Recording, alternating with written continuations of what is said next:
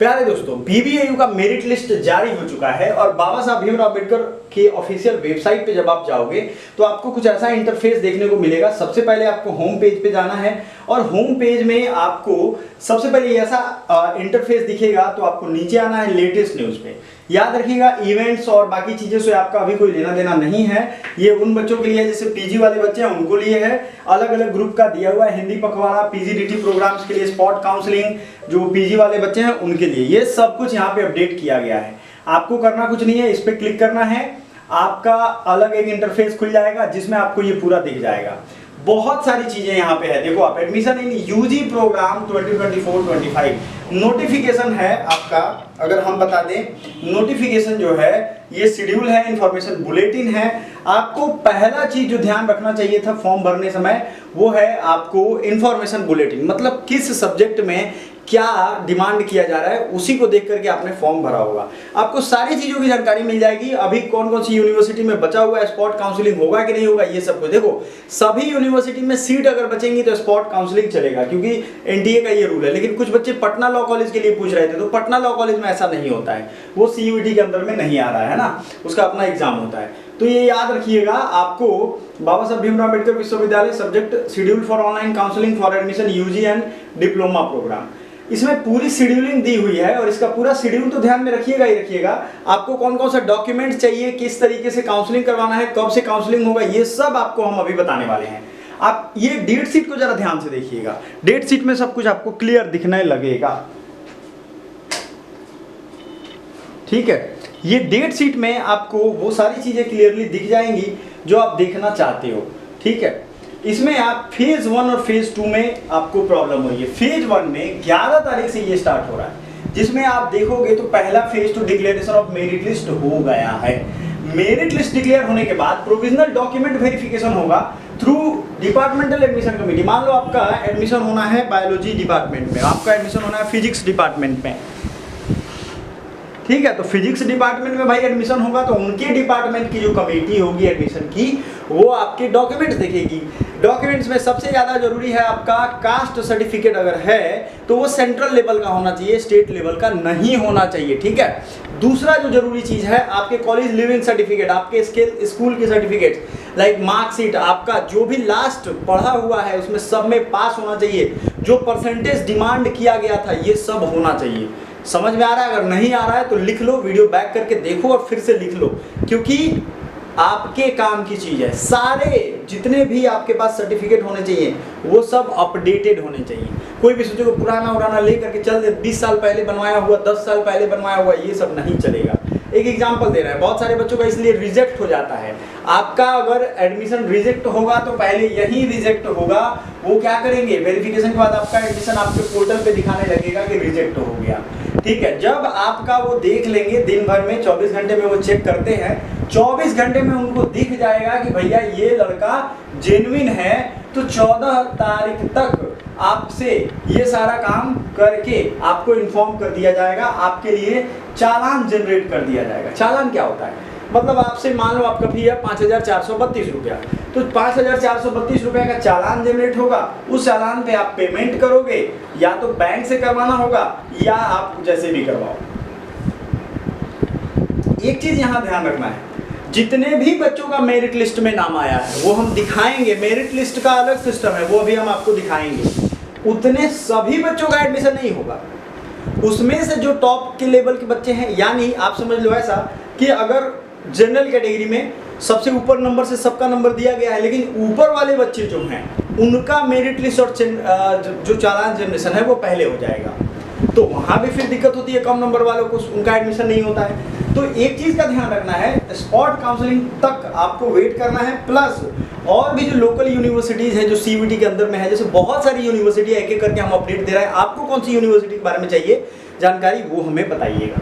तो यहाँ पे जब आपसे चालान जनरेट करवा दिया जाएगा, समर्थ पोर्टल पे डिक्लेरेशन ऑफ लिस्ट आ जाएगा। यहीं पे ये डिक्लेरेशन ऑफ लिस्ट जो होगा वो एडमिशन वाला होगा। ये चीज आपको समझना है। बहुत सारे बच्चों को ये लग रहा है कि नहीं, जिसका भी नाम आ गया सबका हो जाएगा। नहीं, सबके मार्क्स के साथ नंबर दिए गए हैं। आप खुद उस पीडीएफ में, हम अभी आपको दिखाएंगे, उस पीडीएफ में डॉक्यूमेंट में देखोगे तो आपको ये महसूस हो जाएगा कि ये जो है ना, इसमें बहुत सारी ऐसी चीजें हैं जो कम कम नंबर वालों का भी लिस्ट में है। तो लास्ट डेट इस बच्चे का फेज 1 का है 17/9 को। कब है?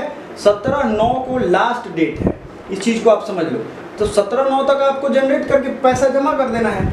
उसके बाद जितने बच्चों ने फी सबमिट किया होगा उनका सीट मान लो उनका मिल गया है, क्योंकि फी सबमिशन वो उनका मतलब राइट हो जा, उनका ड्यूटी हो जाता है और आपका राइट हो जाता है। बीएचयू में मेरे पर सेंट्रल ऑफिस जाकर के आपने फी जमा कर दिया तो आपका राइट हो गया, मतलब आपका अधिकार हो गया। अब आपका वो एडमिशन कैंसिल करेंगे तो आप उसके लिए कहाँ जाओगे? हाई कोर्ट में जाओगे। ठीक है, एक चीज़ याद रखिएगा, सेंट्रल यूनिवर्सिटी का कोई भी मुकदमा डिस्ट्रिक्ट कोर्ट वगैरह में, क्योंकि आपके अधिकारों का हनन होगा तो आप जा सकते हो, लेकिन फी जब तक पेमेंट नहीं करोगे तब तक आप लटके हुए हो, ये ध्यान रखना है। तो हर बच्चा ये समझ रहा है कि लिस्ट में आ गया उसका हो जाएगा, तो जी ना, नहीं होगा। लाइव सेशन जब हम लोग लें इस चीज़ के रिगार्डिंग, मैं या मैम कोई भी लाइव आए तो प्लीज़ उसको ज्वाइन करिएगा सेशन, सारा कुछ क्लियरली समझो, क्योंकि पिछली बार की वीडियो में हमने इन्फॉर्मेशन दी थी लेकिन इस बार और क्लियर हम समझा रहे हैं। देखो अभी बहुत सारी यूनिवर्सिटी जिसमें वैकेंट सीट है, तो हमारा टेलीग्राम ज्वाइन कर लेना, क्योंकि सारा जो कट ऑफ का लिस्ट होगा ना, जितना भी ये पॉइंट वाइज बिंदु आता जाएगा